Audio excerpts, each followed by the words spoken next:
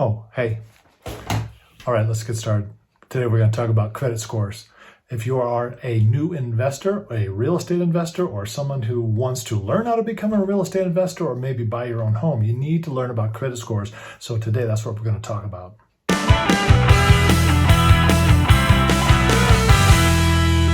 So my name is Mark. This is Freedom Hunter Pro. Welcome to our channel. Before we get started, if you like this video today, please subscribe to our channel and hit me up with a comment. I'd like to hear where you're at with this thing called credit scores. So this is a disclaimer right now. I'm not a legal person or attorney or CPA or all that kind of stuff, but I do have some experience in real estate investing. So I'm going to share with you my experience. So take this as videos for entertainment purposes only. Okay, does that sound good? All right, so credit scores. What we need to do is become aware of what your credit score is. How do they rank credit scores? What do I need to know? How do I make it better so that I can qualify for a mortgage or refinancing? If you're a real estate investor and you want to buy some real estate rental properties, and that's what we are striving to do, you have to have a good credit score, or at least a credit score that is improving. So I'm going to share with you just one little tip today. This video was inspired by a conversation we had with two people in the last 2 weeks who are wanting to buy their first piece of real estate, a rental property. And so we're excited to help other people. And so we just shared our experience so that hopefully they can avoid some of the pitfalls we've had. So with your credit score, you want to find out what it is. And there are three major credit score companies out there that kind of keep track of credit scores and tell you what you got, what's good or bad. Experian, Equifax, and TransUnion. I'm going to be talking about Experian. So about 6 months ago, I needed to improve my credit score. I was trying to qualify for some mortgages on a rental property, and I couldn't qualify for a couple of reasons. One is I'm self-employed, and that's a whole nother subject we're not going to talk about today. But let's just stick to credit score. So I couldn't qualify for a mortgage, and I wanted to improve my credit score. So I really started digging into it. I said, look, I've got a good credit score. Why am I not able to qualify for this mortgage? Why?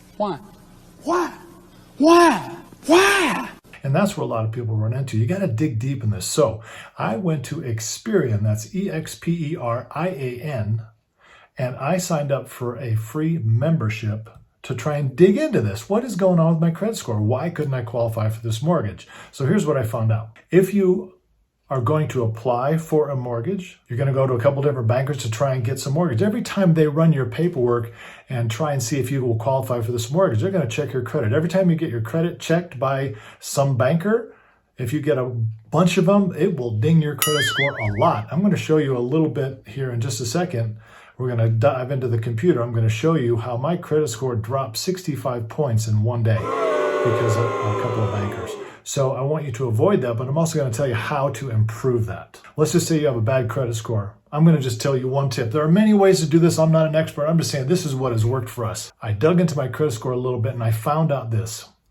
Most of my credit and my loans that I've had in the past were written in my business name or in partnership with my wife, which is fine. But when I tried to qualify for a loan, they looked at me as a person, not my wife, not my business. They looked at me and a person and said, your credit score is not good because you have too many loans with your wife and with your business. I said, fine, I'm going to change that. So what do I got to do? I got into Experian and I got this free membership and I found out exactly what it was that they said was negatively affecting my credit. I said, well, bless God, I'm going to change this. So I actually found two credit cards that I could get. Just me. I signed up for one. It was a $500 limit. Another one was a $1,000 limit. And I'm going to show you in Experian how in that membership that month, I think my credit score dropped another 30 points. So almost 100 points. No! My credit score dropped. That's a lot because I was applying for these credit cards. But I'm also going to show you that within 6 months, my credit score is better than it ever has been. And I'm going to show you that in Experian. So what I'm telling you is that you need to be thinking about this and monitor your credit score and learn what you can do to improve it. Because sometimes on your credit score, there's an account and a loan, a student loan from 5 years ago, 10 years ago that might still be open, or Experian or the others might think it's open. So I had to call my bank from 15 years ago and they said, no, that account's been closed for 10 years. So I called back Experian. I said, no, it's closed. Well, you have to go through the process of officially filing a document to prove that it's closed. Once that account is officially closed with a credit reporting company, your credit score will bump up 20 points. So that's the kind of thing that I learned. You got to dig deep. Don't assume your credit score is not fixable. It probably is fixable. So what I want to do now is to jump into the computer and then show you in Experian.com, I believe it is. Yes, Experian.com. They chart all the different things that took place in my credit score because of the action that I took, which is I got 2 credit cards, one for $500 and one for $1,000. And I just used them, but I found out this little trick. You cannot have more than 30% debt to potential debt. Meaning if my credit card's $1,000, I can't be using more than $300 on that credit card. They want to see that you have self-control. Don't be spending money that you don't need to spend. All right, so here we are. I am in Experian.com in my membership. And what I wanted to do is tell you, I got an email from them this morning saying, hey, well, you've had some updates and some things have improved. So I said, okay, show me the updates. Show me the alerts. So I clicked on that membership, and I'm going to show you here what we got. I'm going to move, let me see if I can move this over here. And so I'm going to show you here. This is based on January 5th of this year. You can see my score has decreased by 17 points. And so keep an eye on the dates over here. So I started this January 5th, right? That's the time where I started investigating and asking, why has my credit been affected? I'm going to fix this, as I said, by getting my own credit cards, not with my wife or not with my business. So here you can see, what is this, January 26th. Your FICO score has increased by 36 points. That's because I got rid of that one bank mistake that was open from 15 years ago. It was a home equity line of credit that we had. They thought it was open, but it had been closed. So I fixed that and improved my FICO score by 36 points. So then I applied for a couple credit cards, I think 4 credit cards. And you can see on February 24th, look at this. Your FICO score has decreased by 65 points. Isn't that amazing? 65 points in one day. That's like a major hit. But I knew what the plan was. I'm going to start using these credit cards, right? So then you could see, then when was that? February 24th. Your credit rating has changed from very good to good. That means negative. You can see this little sign over there. So I was like, oh, okay, that's not very good. But let's continue on. Let's go to the next date, which is March 9th. Just a couple weeks later, look what happened. Good news, your FICO score has increased by 62 points. That's crazy. 62 points.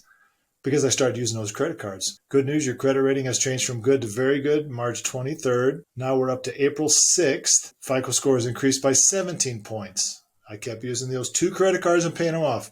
Increased by 12 points, April 20th. Good news, from very good to exceptional, April 20th. Then something happened. I'm not sure what it was. Missed a payment. I don't know.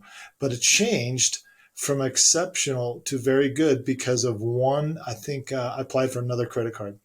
But then within a couple weeks, it increased by 15 points, and I got it changed from very good to exceptional. So what's my point is that by doing these steps, it may take 6 months to improve your credit score, but do it. Dig deep into these memberships that you can get and find out what's going on with your credit score. Because if you are a first-time investor and you're wanting to qualify for a mortgage, they do look at your credit score and they wonder, why is it where it is? And you can improve your credit score by getting other lines of credit and keeping it below that 30% threshold. So that's it for this video. I just hope this helps. Please leave me a comment. And if you like this video, hey, subscribe to our channel. We're going to have more stuff like this as we're all trying to pursue wealth and freedom in our lives by getting more financially prosperous and learn from other people. That's what our goal is, to help you guys learn so that we can all have the blessed life now. So this is Mark with Freedom Hunter Pro. Have a great day. Hey, hit the subscription button and hit the like and leave me a comment. Have a great day.